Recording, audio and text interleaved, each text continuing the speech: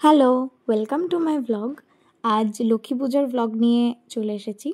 তো এই যে সকাল সকাল সেদিন শাড়ি পরে স্নান করে আর কি মালা গাঁথতে বসেছিলাম মায়ের জন্য। তারপরে দিলাম আলপনা, মায়ের পা আঁকলাম মায়ের সামনে আর কি, যেখানে মা লক্ষ্মীর ঘট আছে সেই সামনে ঠাকুর ঘরে। এই যে আমাদের একটা মা লক্ষ্মীর ফটো আছে আর একটা মূর্তিটা পিতলের। মা খুব সুন্দর করে সেদিন মূর্তিটা পরিষ্কার করেছিল, একদম চকচকে করে দিয়েছিল মা। এবার পুরোহিত মশাই এসেছেন আর তারপর পুজো হচ্ছে মায়ের। মাধব হিতি সরন্তি সাধব সর্বে সর্বকার্যেষু মাধবং সংযোগধরং বিষ্ণু দিবিজং বিধবাসমকারমে পুণ্ডরিকাকং সরদ্দনে ওং শ্রী বিষ্ণু ওং শ্রী বিষ্ণু ওং শ্রী বিষ্ণু ওং গঙ্গে চ যমুনা চৈব গোদাবরী সরস্বতী নর্মদে সিন্ধু কাবেরী জলস্মিন্নী গুরু গুরুগত গয়া গঙ্গা প্রভা সংস্করণী জং পুষ্করণী ভবন্তি ওং পুষ্পে পুষ্পে মহাসাপুষ ওং গঙ্গে চ নারায়ণে নমঃ ওং গণপতি গাঙ্গনে সাহাজি পুণ্যমে করো।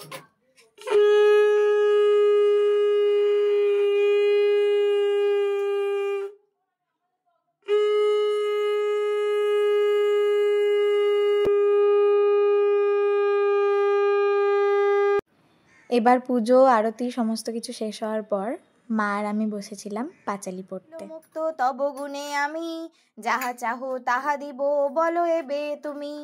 এসো মাতো সুমঙ্গলা ক্ষীরোদ সম্ভবে, সর্ববিঘ্ন বিনাশিনী সুখদা কেশবে। এসো মাতো ক্ষেমঙ্করী মাধব মোহিনী, গোবিন্দ বল্লভা দেবী জগত পালিনী। এসো বিষ্ণু মনোরমে ভক্ত কারণ, ডাকি দেবী পদ্মালয়ে আমি অভাজন। কতকাল রবে আর মর্ত পরিহরি, কৃপা করো এ আসনে অধিষ্ঠান করি।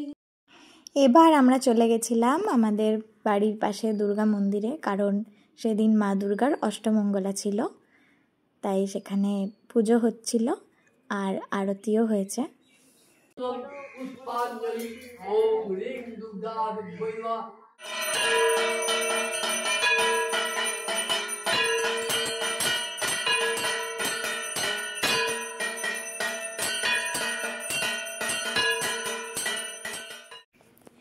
এবার বসে পড়েছি পায়ে আলতা পরতে।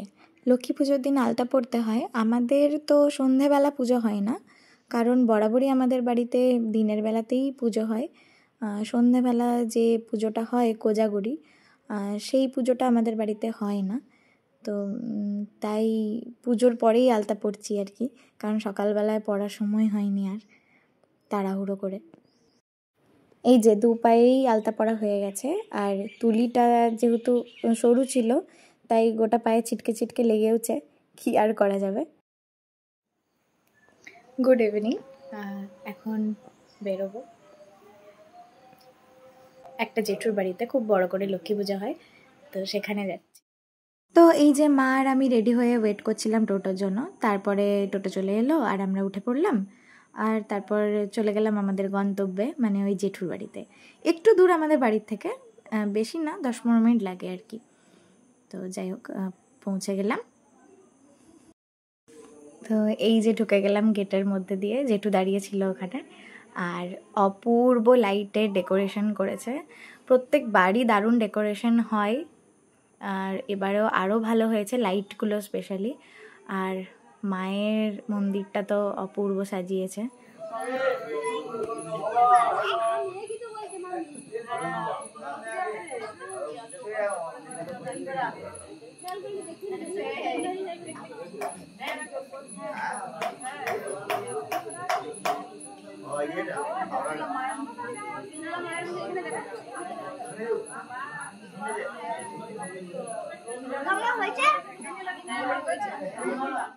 তো ওই দিকে চলছিল মা লক্ষ্মীর পুজো, আর আমরা এখানে বসে বসে আড্ডা মারছিলাম আর হাসাহাসি করছিলাম আর কি।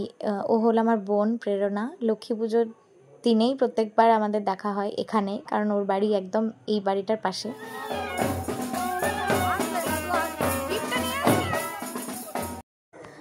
যজ্ঞ হয়েছিল তাই হোমের টিপ দিচ্ছিল সবাইকে, আর এরপর মায়ের আরতি হবে।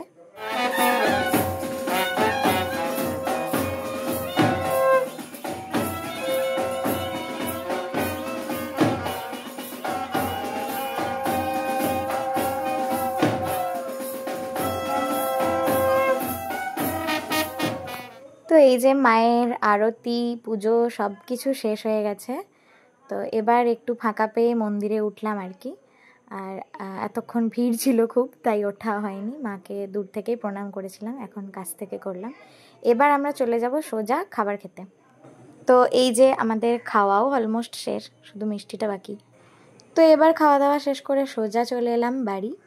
আজকের ব্লগটা এখানেই শেষ করছি, আবার অন্য দিন অন্য কোনো ব্লগে দেখা হচ্ছে। টাটা।